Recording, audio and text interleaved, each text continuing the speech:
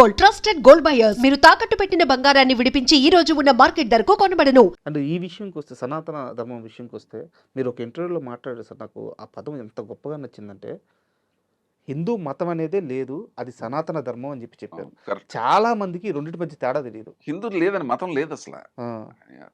కృతయుగం, త్రేతాయుగం, ద్వాపరయుగం. ఆ రోజుల్లో అసలు హిందూ మతం అనేది లేదు. ఇప్పుడు మహాభారతం అయిపోయి 5,000 సంవత్సరాలు అయింది. అప్పుడే శ్రీకృష్ణుడు చెప్పాడు, రాబోయే కాలంలో ఈ భరతఖండంలో మ్లేచ్చులు వచ్చురు అని చెప్పాడు. అక్కడి నుంచి డౌన్ఫాల్ 2,000 సంవత్సరాల నుంచే మనకి ఈ ఈ దండయాత్రలు చేసేటప్పుడు దాన్ని ఏంటంటే అలాగా మెల్లగా మనకి ఏదో పెట్టాలి కాబట్టి అంతా మనం హిందూసే కానీ హిందుస్థాన్ నుంచి హిందూ మతం అట్లా హిందూ వచ్చిందే మన సనాతన ధర్మం ఏం చెప్పిందంటే అప్పుడంతా కృతయుగం కాదు, ఈవెన్ మహాభారతం అయిపోయిన 2-3 వేల సంవత్సరాలు కూడా సనాతన ధర్మే. మనం సనాతన ధర్మం ఏంటంటే ఉదయాన్నే లేవాలి, స్నానం చేయాలి, తల్లిదండ్రులు మాతృదేవోభవ, పితృదేవోభవ, ఆచార్య దేవోభవ, తల్లి దైవం, తండ్రి దైవం, తర్వాత గురువు దైవం, నెక్స్ట్ తర్వాత అన్నీ చెప్పేవారు. తర్వాత సర్వే జన సుఖినో భవంతు, మొత్తం ప్రపంచం బాగుండాలి, అందరూ బాగుండాలి, దాంట్లో మనం బాగుండాలి. ఇదే సనాతన ధర్మం. తర్వాత ఎవరికి హాని చేయకూడదు, పశుపక్షులను కూడా మనం పోషించాలి. ఏంటి పశువులను కూడా మనకి ఆహారం, మనం వాటికి ఆహారం పెడతాం, అవి మనకి ఇంటని ఇస్తాయి. తర్వాత ప్రకృతి మన దైవం అని మనం ప్రకృతిని ఈ హిందూ ఈ నవ్వుతారు, మీరు చెట్లకు కూడా దండం పెడతారని. అజ్ఞానులు. నిన్నే ఎవడో పిచ్చిగా మాట్లాడాడు, ఎవరో కాదు, సరే మీ తోటి నట్టుడే కదా.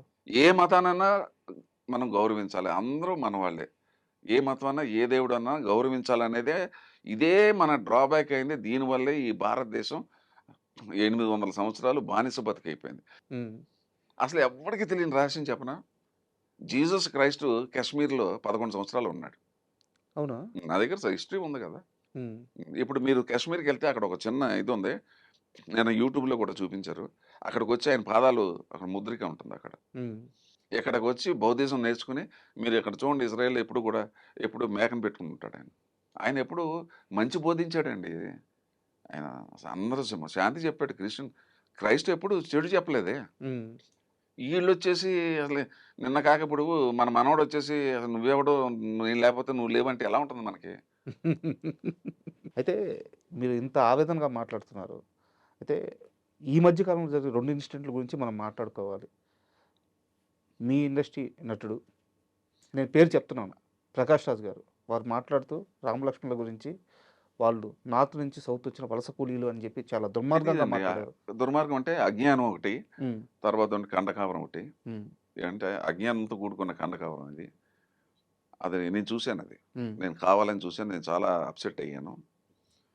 ఇప్పుడు ఒక చిన్న ఉదాహరణ చెప్తాను మీకు. A great scientist, atom bomb కనిపెట్టిన గ్రేట్ సైంటిస్టు, లేకపోతే ఒక మహానుభావుడు, అంటే గ్రేట్ పీపుల్ మనం ఎగ్జాంపుల్ తీసుకుంటే, వాడు చాలా గొప్ప సైంటిస్టు, గొప్ప డాక్టరు, గొప్ప ఇంజనీర్ అనుకుందాం. వాడికి మాట్లాడటం తెలియదు అనుకోండి, వాడు వేస్ట్ ఫెలో కింద లెక్క. అంటే వాడికి ఉన్న జ్ఞానం అంతా కూడా నశించిపోయినట్లు లెక్క. అసలు మనిషితోటి నువ్వు ఎలా మాట్లాడాలో తెలియని వ్యక్తి నువ్వు ఎంత గొప్ప సైంటిస్ట్ అయితే మనకేంటి, ఇది అంతే. అసలు నువ్వు చరిత్ర తెలియకుండా క్రిస్టియానిటీ ఎప్పుడు పుట్టిందో తెలియకుండా ఉత్తర దేశం నుంచి సౌత్కి రావటం ఏంటి, పైగానేమో పండు కోసుకుంటే అక్కడ రావణాసుడు అడ్డుపట్టడం ఏంటి, ఇతిహాసాలు పురాణాలు మన పెద్దలు చెప్పింది అది అసలు రామాయణం మనకే పూర్తిగా తెలియదు. కాకపోతే మన రాముని పూజిస్తాం. ఇంకోటి ఏంటంటే మనోభావాలు దెబ్బ కొట్టడం. ఈ దేశంలో బతుకుతూ ఇక్కడ నీళ్లు తాగుతూ ఇక్కడ సంపాదిస్తూ ఇక్కడ దేవుడిని తిట్టడం ఏంటి, మహాపాపం కదా. అది ఏమనాలా, మూర్ఖత్వం అనాలా, అజ్ఞానులు అనాలా, రాక్షసులు అనాలా, ఏమనాలి వాళ్ళని. ఈ సనాతన ధర్మం ఎప్పుడు పుట్టింది? కొన్ని లక్షల సంవత్సరాల క్రితం పుట్టింది. ఈ సనాతన ధర్మాన్ని విమర్శించి రాముడు లేడు, కృష్ణుడు లేడు, నార్త్ నుంచి వచ్చాడు, సౌత్ నుంచి వచ్చాడు, ఏంటి అసలు ఏమన్నా అసలు ఉందా? నమ్మకపోవడం అనేది నాస్తికులు వాళ్ళొక సపరేట్. నమ్మకపోవటం ఓకే, కానీ విమర్శించటం ఇన్ని కోట్ల మంది మనోభావాల్ని మనం ఇప్పుడు ఓకే, నీకు ఇప్పుడు రాజకీయ పార్టీలు ఉన్నాయి, నాకు ఆ పార్టీ అంటే ఇష్టం, అని చెప్పి ఇంకో పార్టీని తిట్టే రైట్ నాకు లేదు. కరెక్ట్. ఈ పార్టీని మెచ్చుకునే రైట్ నాకు ఉంది. కరెక్ట్. అసలు ఇంత ఎంత రెవల్యూషన్ వచ్చేసింది. నార్త్ ఇండియా అంతా కూడా హిందూ సంఘాలు నాకు ఫోన్‌లు వచ్చినాయి చెప్పకూడదు ఇంక. ఓపెన్ మీరు అడిగారు కాబట్టి ఇంక ఇంటర్వ్యూ కాబట్టి నేను తప్పించుకోలేను. నాకు 20 మంది ఫోన్ చేశారు. హ్మ్. "అన్న నువ్వు కత్తి పట్టుకుంటే నువ్వు వదిలిపెట్టను నాకు తెలుసు. నువ్వు ఒకసారి ఇదే వ్యక్తికి నువ్వు ఒకసారి శిక్ష వేసావు నాకు మా అందరికీ తెలుసు." మీరేనా అది? నేనేసాను. బ్యాన్ వెనకాల ఉంది మీరేనా? ఆహా! వదిలిపెట్టనండి వాడిని. హ్మ్. తప్పుడు మాటలు మాట్లాడకుండా. కాకపోతే ఇయన్నీ చెప్పుకోకూడదు. అతన్ని అడిగితే చెప్తాడు కదా! మా ఇంటికి రావడం, నాతో సారీ చెప్పించితే అప్పుడు వదిలిపెట్టా. ఇండస్ట్రీలో ఎవరు దాని గురించి మాట్లాడలేదు. కాస్త వివరంగా చెప్పండి. ఆ బ్యాను. అది అయిపోయిందిలెండి. అయిపోయింది. గతం పాస్ట్ ఈజ్ పాస్ట్. హ్మ్. జరిగింది. హ్మ్. జాతిని అవమానించాడు. హ్మ్. నేనప్పుడు మూవీ ఆర్టిస్ట్‌లో నేను ఇంకా వైస్ ప్రెసిడెంట్ కూడా కాదు. మామూలుగా మెంబర్‌గా ఉన్నాను అప్పుడు. అప్పుడు వచ్చిన కొత్త హైదరాబాదు. హ్మ్. అందరిని అడిగాను. ఎవడు పట్టించుకోవట్లేదు. హ్మ్. ఏంటి పట్టించుకోరా? జాతిని, ఒక తెలుగు జాతిని అంటే అందరిని అన్నట్టే కదా! అంతే. No. I want Sivakrishna won't leave anybody like that. Hmm. I'm going to take action. నాకున్న లీగాలిటీ, నాకున్న పొలిటికల్ జ్ఞానం లేకపోతే ఇంకోటి ఎక్కడ పెట్టాలో అక్కడ పెట్టా. హ్మ్. వచ్చాడా ఇంటికి? పెట్టిన తర్వాత మొత్తం స్తంభించిపోయింది. హ్మ్. మూవీ ఆర్టిస్ట్‌కి పని చేయడానికి అవకాశం లేకుండా పోయింది. హ్మ్. పాపం నాగార్జున అప్పుడు వైస్ ప్రెసిడెంట్ అప్పుడు. హ్మ్. ఏ మాట మాట నాగార్జున అప్రిషియేట్ చేయాలి. ఆయన సపోర్ట్ చేశారు. ఆయన ఫోన్ చేశాడు. అక్కడ ఎక్కడో మాల్దీవ్స్‌లోనే ఎక్కడ ఉన్నాను. ఏంటి శివకృష్ణ గారు అట్లా జరిగింది. నేను ఉన్నది చెప్పాను. జాతిని అవమానించాడండి. పౌరుషం లేదంటే వదిలేద్దాం. Hmm. No, no, no, I won't you please go. బా!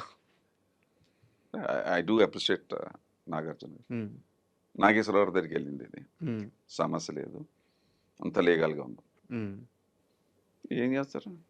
వారం రోజులు అంతే. తర్వాత ఎవరెవరితోటో పట్టుకొని రికమెండేషన్ చేసుకొని వస్తే అప్పుడు చెప్పుకొచ్చా. అందరి ముందు సారీ చెప్తే వదులుతాను. హ్మ్. ఏదో నటించాడు అలా అలా అన్నాడు.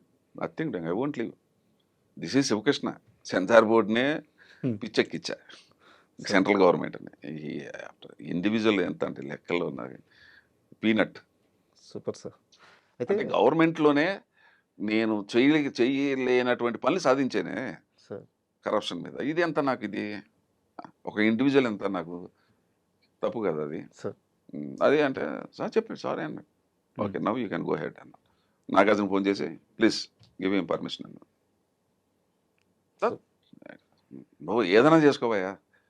నువ్వు అసలు ఎవడు అసలు అసలు అసలు హిందూ ధర్మాన్ని హిందూ అంటే ఎవడు అసలు రాముడు ఏంటి అసలు ఎటువంటి సాంప్రదాయాలు ఎటువంటి మహానుభావులు ఎటువంటి ఋషులు మనకున్న సాంప్రదాయాలు ఎక్కడున్నాయి గడపకి రంగు పసుపు పుస్తాం క్రిములు రాకుండా కల్లాపు జల్లిస్తారు తర్వాత ఏంటంటే క్రిములు రాకుండా కాళ్ళు కొడుకోమని చెప్తారు మాతృదేవోభావ పితృదేవోభావ ఆచార్యదేవ తల్లిదండ్రులు పూజించాలా తల్లిదండ్రుల్ని మనం జీవితంలో వృద్ధాప్యంలో వాళ్ళని మనం చూడాలా అందరినీ అసలు ఏ మతంలో ఇవన్నీ ఎవడు చెప్పాడు ఇవాళ చెకోస్లోవేకియా, జర్మనీ, రష్యా గిట్ల ఎక్కడ చూసినా మీకు హిందూయిజమే. బయట దేశాల్లోనేమో మొత్తం అంతా హిందూస్ కింద మారుతున్నారు. హ్మ్. ఇక్కడేమో ఇక్కడ కన్వర్టెడ్ ఏమో ఇక్కడ తిడుతున్నారు.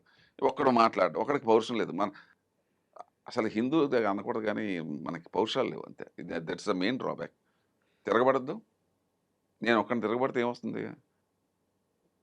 ఇలా ఇంతమంది కలిస్తేనే కదా ఏదైనా జరిగేది. సార్. ఎవరికి అది మన దగ్గర పెద్ద డ్రాబ్యాక్ ఏంటంటే మనకెందుకులే. అరే మనకెందుకులేంట్రా ఈ దేశంలో ఈ పుణ్యభూమి, కర్మభూమి, వేదభూముల్లో పుట్టి మన మన జాతిని, మన గౌరవాన్ని, మన దేశాన్ని అవమానిస్తుంటే నీకు బాధ్యత లేదా? అంటే ఎంతసేపు డబ్బులు సంపాదించేసుకొని బతుకుతావా?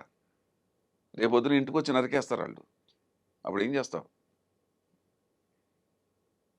ఏం చేస్తావు అప్పుడు? అప్పుడు నీకెవడో హెల్ప్ చేయడు. ఎందుకంటే మనకు పెద్ద డ్రాబ్యాక్ ఏంటంటే హిందువులు ఇప్పుడు సో కాల్డ్ హిందూస్‌లో పక్కింట్లో ఏదైనా జరుగుతుంటే ఎవడు రాడు కదా! మనకెందుకులని వెళ్ళిపోతాం రోడ్డు మీద. ఎంత దౌర్భాగ్యం అండి. ఉండాలి గదా! ఇంగిత జ్ఞానం ఉండాలి. ఏదైనా ఒక పక్కింట్లో ఏదైనా జరిగితే మనం వెళ్ళాలిగా. ఆ కష్టం ఏంటో తెలుసుకోవాలా.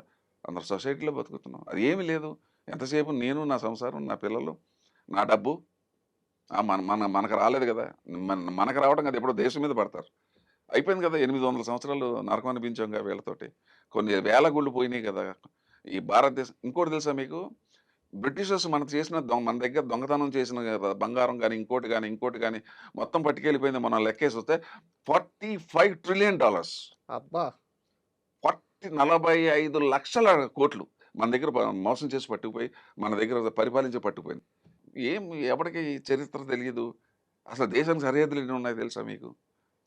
ఇది అఖండ భారతం. 15 దేశాలు మనది. అఖండ భారతం అంటే 15 దేశాలతో కూడుకున్నది అఖండ భారత్. ఎవరికి తెలుసు? కంబోడియా దగ్గర నుంచి తీసుకోండి.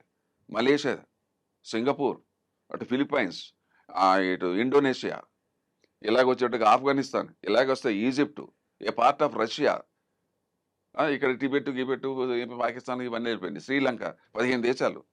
Border this is called Akhand Bharat. ఎవరికి తెలుసు? భారతదేశం అంతసేపు. ఆ కాశ్మీరే సరిగ్గా తెలియదు వీళ్ళకి. అసలు ఈ దేశానికి ఎన్ని వేల కిలోమీటర్ల బార్డర్లు ఉన్నాయి? ఒక రాజకీయ నాయకుడు తెలుసా? చెప్పమానండి ఎవడన్నా. నేను చెప్పినట్టుగా స్పాట్గా చెప్పమానండి చూస్తా. 4250 కిలోమీటర్లు బంగ్లాదేశ్ తోటి, 3300 పాకిస్తాన్ తోటి ఉంది, 3600 ఏమో అతను పాకిస్తాన్ చైనా ఒకటి తోటి, మొత్తం కలిపితే 11,450 ఎన్నో ఉన్నాయి. ఒక 10 ఇటు 11,000 కిలోమీటర్లు. సరిహద్దులు తెలియదు, ఏమీ తెలియదు. రాజకీయం గురించి మాట్లాడతావు. ఏం మాట్లాడుతున్నారు మీరు? దేశ సరిహద్దులు తెలియని నువ్వు, అసలు దేశంలో ఎన్ని రాష్ట్రాలు ఉన్నాయో తెలియదు నువ్వు రాజకీయ నాయకుడు ఏంట్రా? ఇలా నాకు తెలియక అడుగుతా. అందరూ అని కాదు సుమా, మహానుభావులు, there are great people, great నాయకులు ఉన్నారు ఇక్కడ, అన్ని చోట్ల ఉన్నాను. బట్ మోస్ట్లీ మనం ఎక్కడ దెబ్బతిన్నాం? 60% ఈ టైప్ ఆఫ్ పీపుల్. ఆవేదన మీ అన్ని ఆవేదన అండి, ఇది నా బాధ అనిపించేస్తుంది కదా. ఎంత బాధ అనిపిస్తుంది. దేశ సరిహద్దులు తెలియదు, దేశం గురించి నువ్వేం మాట్లాడుతున్నావు నువ్వు? సమానత్వం అంటావు. ఏంటి సమానత్వం? ఎక్కడుంది సమానత్వం? నువ్వు what the hell you're talking? చాలా సీరియస్ మ్యాటర్స్, అంటే చర్చ జరగాల్సిన మ్యాటర్స్. బట్ ఇంటర్వ్యూ కాబట్టి కాస్త లిమిటేషన్ ఉంది. మనం మళ్ళీ ఒక్కసారి సినిమాల విషయానికి వద్దాం.